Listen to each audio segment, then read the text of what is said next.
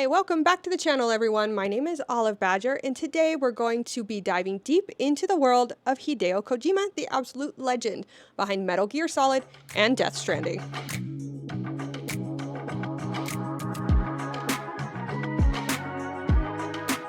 Alright, so who is Hideo Kojima? Hideo Kojima isn't just a game developer. He's a visionary who redefined gaming. Born in Tokyo in 1963, Kojima was obsessed with movies from a very young age. American blockbusters, sci-fi, horror, you name it. That love for film shaped his cinematic games. He later moved to Kobe, Japan as a kid and spent a lot of time there crafting wild stories as he was sitting alone at home. That's where his creative spark just ignited. He dreamed of being a filmmaker, but ultimately pivoted to games, joining Konami in 1986. His first big hit was Metal Gear in 1987, a stealth game that basically invented the genre. Then Metal Gear Solid came out in 1998 and made him a global superstar, with its sneaky gameplay and deep narratives about war and betrayal. After his dramatic split with Konami in 2015, he founded Kojima Productions and dropped Death Stranding in 2019. Death Stranding is a sci-fi masterpiece unlike anything else. Now at the age of 61, he's still pushing boundaries, and this GQ article catches him at a pretty pivotal moment, facing health struggles and reflecting on his legacy. I'll go ahead and drop a link to that article below because I think it's worth a read.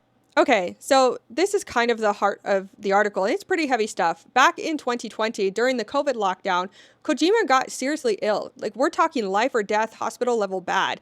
The article doesn't spill every detail, but it's clear this was a very terrifying ordeal for him, and it forced him to confront his mortality. Before this, Kojima told GQ he never really thought about death. He was just kind of living in his creative bubble, crafting games and living for his art. But this illness, man, it was brutal, and it was a wake-up call. At the age of 61, he realized time's not infinite, and he's got to make every moment count. What made this even more intense is how that health scare somehow affected his vision. The article mentions serious eyesight problems during this period, and for Kojima, that's a nightmare. His games, like Death Stranding's breathtaking landscapes or Metal Gear Solid's slick cutscenes, are visual masterpieces. Chef's kiss. Suddenly, his ability to clearly see, to craft those visuals, was at risk. The article doesn't say if the issues were permanent or temporary, but they shook him pretty hard, both practically and emotionally. He had to face the fear that he might not be able to create the way he's always done, or maybe not even at all. Could you imagine being in that position? I couldn't. That would terrify me. Now here's where it even gets more personal. Like I said earlier, Kojima is a lifelong movie buff. Films are his lifeblood. He's famous for watching a movie a day, classics like 2001's Space Odyssey or The Great Escape, stuff by Ridley Scott or Stanley Kubrick. Kubrick? Anyway, but it wasn't a hobby. Watching films is how he would fuel his creativity, and these movies would inspire the cinematic vibes of his games. But during this health scare but because of his vision problems, he couldn't even keep up with the daily ritual of watching films. Like, imagine Kojima, who lives for cinema, unable to watch his daily movies because his eyes were failing him. The article suggests this was a massive blow, like losing a core piece of his identity. And it wasn't even just about missing the movies. It was about losing the spark that drives his stories, that on top of nearly losing his life must have been devastating. This all pushed Kojima to some deep places, and he started asking big questions like, what is my purpose? And what if I can't finish my work? The article shows him reflecting on his art, his fans, his legacy. That fear, that urgency has supercharged his drive to create. And it's heartbreaking to think of a legend like Kojima facing this, but it's also kind of inspiring, right? I mean, he's channeling that pain into his art. And it makes me wonder, have you ever had a moment like a health scare or a setback that made you rethink what you love or how you want to approach it? Drop that in the comments below because I'm really curious to see how this lands with you. I know I've been in similar situations. What about you? Now let's talk about one of the biggest turning points in Kojima's career, his fallout with Konami. If you're a Kojima fan, you know this drama backwards and forwards, but the GQ article does bring it back into focus, showing how it still shapes him. Back in 2015, after nearly 30 years with Konami, Kojima's relationship with the company just fell apart, and it was beyond messy. Konami was his home since 1986, where he built the Metal Gear franchise into such a global phenomenon. But by 2014-2015, things just went south, big time. During the development of Metal Gear Solid 5, The Phantom Pain. Big time during the development of Metal Gear Solid 5, The Phantom Pain.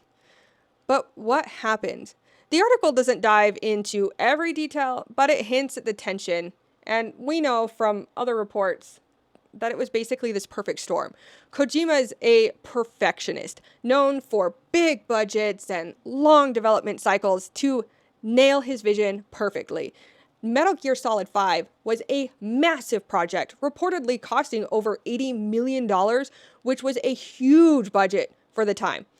Konami, meanwhile, was shifting focus to cheaper mobile games and pachinko machines. Yeah, those Metal Gear themed slot machines, they exist.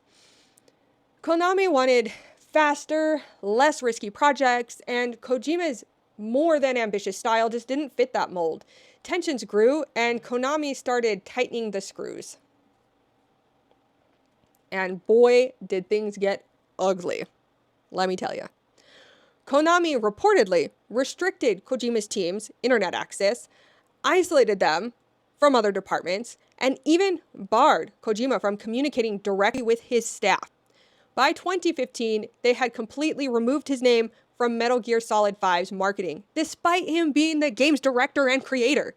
Fans were livid, and the hashtag #FuckKonami trended on X or Twitter back then.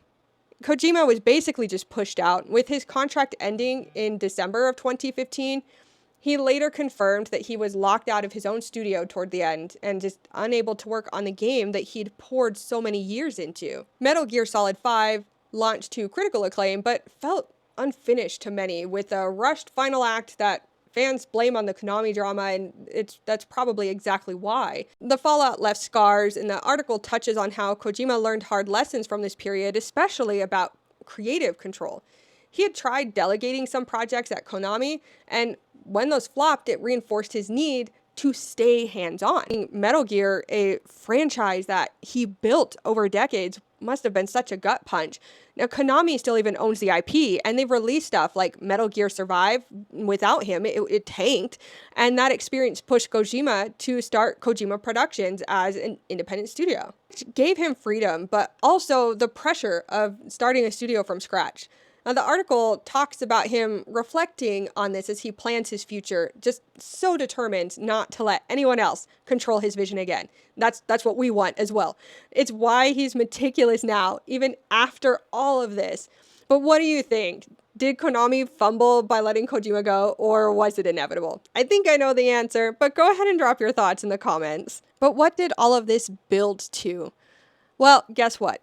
In typical Kojima fashion, he's going all in on his work, and his project lineup is stacked. The article breaks it down pretty well. First, Death Stranding 2 on the Beach is dropping June 26th of 2025. And if you played the first one, you know it's this haunting mix of exploration and saving humanity. Then he's working with Jordan Peele, the Get Out director, for an Xbox horror game called OD, a Kojima Peele horror combo? I mean, that could be fantastic. He's also got Fizzant, a Sony exclusive espionage game with Metal Gear vibes, though it's pretty far out, years out maybe even. Plus, he's producing a Death Stranding movie with Studio A24, directed by Michael Sarnowski. Now, these projects feel like they're pouring out of his need to create while he still can, especially with his vision at stake. But let me know which one's got you most hyped, because I'm kind of torn between OD and Death Stranding 2. But what about you? Oh no, the Fizzant actually does sound pretty cool. Change my answer. So how does Kojima manage things like creative control with the lessons learned in the past? The article dives into his process. He's super, super hands-on. Every visual, every story beat has his personal touch, which makes his vision problem such a huge deal. But even with collabs like Jordan Peele, he is ensuring that his vision stays pure. It's why his games are so unique. You play Death Stranding or Metal Gear Solid, and it's unmistakably Kojima. And it feels like he's fighting to preserve his art post Konami. But what is Kojima trying to build? Is he trying to build a legacy? The article actually gets deep into his legacy and why his health scare makes this feel so urgent. He's planning to direct films someday while Kojima Productions keeps making games. But he doesn't want clones copying his style. The coolest thing, he says he wants to pass on a small fire of creativity, inspiring new voices.